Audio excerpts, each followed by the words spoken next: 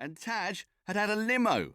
They'd all gone in it to the cinema to see the latest James Bond film. Barry loved James Bond. It was partly why he hated being called Barry, as he knew that James Bond would never have been called that. I mean, he knew James Bond's name was James, but even if it hadn't have been, it would probably have been John, or David, or Michael, or, as Jake often pointed out, Jake.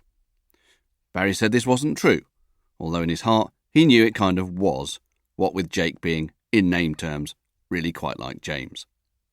Sometimes Jake would even raise one eyebrow, which Barry, try as he might, just couldn't do. Both of them always went up at once, and say, "The name's Bond. Jake Bond."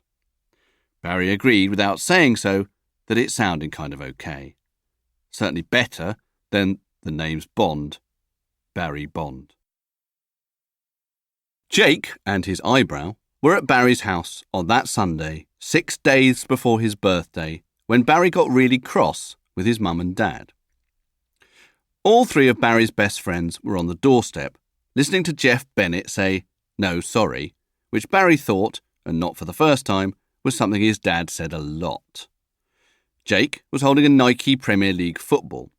Lucas had on a pair of black Converse trainers, and Taj was wearing a brand new this season Chelsea top, which made Barry feel, in his discount store jeans and discount store top and discount store shoes, a bit rubbish.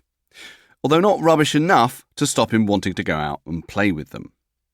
"Dad," said Barry, "it'll only be for half an hour." "No, sorry," said his dad again.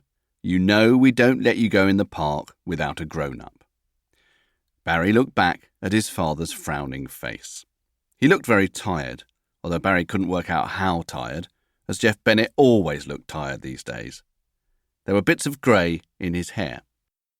In fact, it would be more accurate to say there were bits of black in his hair, because most of it was now grey.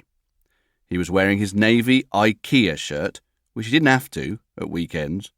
Barry wished he wouldn't, especially in front of his friends. Every time he'd seen them, Jake's dad had been wearing a smart suit, Taj's a leather jacket, and Lucas's dad, who some of the time played in a band, skinny jeans and sunglasses.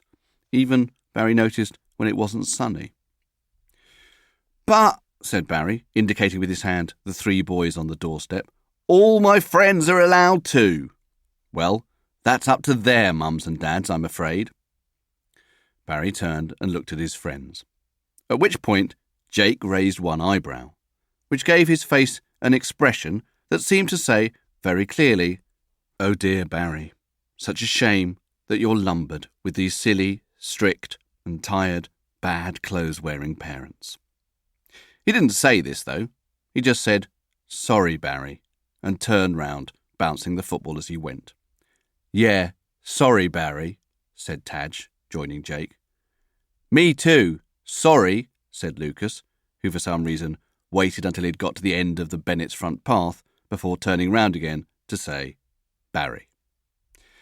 And even though Barry knew that it was good to feel sorry for some people, like starving children on the sad bits of the news, he found that he really, really didn't like it that his friends were feeling sorry for him.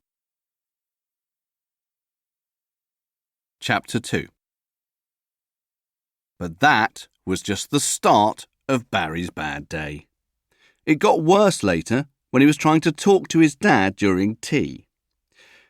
"So I thought maybe on my birthday, next Saturday, when I wake up, it would be good if waiting outside was an Aston Martin DB6, Barry was saying, in between forkfuls of Asda, low-sugar, low-salt baked beans on jacket potato. "An Aston Martin! Write that down, Ginny. I'm writing it down, Kay." Barry carried on looking at his dad. He had chosen not to recognise his younger twin sisters. Barry often snuck a glance at his dad's Daily or Sunday Express, as he knew that James Bond would have to be aware of when dangerous stuff was happening in the world, and he had read that some countries did this to other ones. He had read that Iran, for example, did not recognise Israel, calling it instead, his dad had read this phrase out for him, the Zionist entity, which made it sound all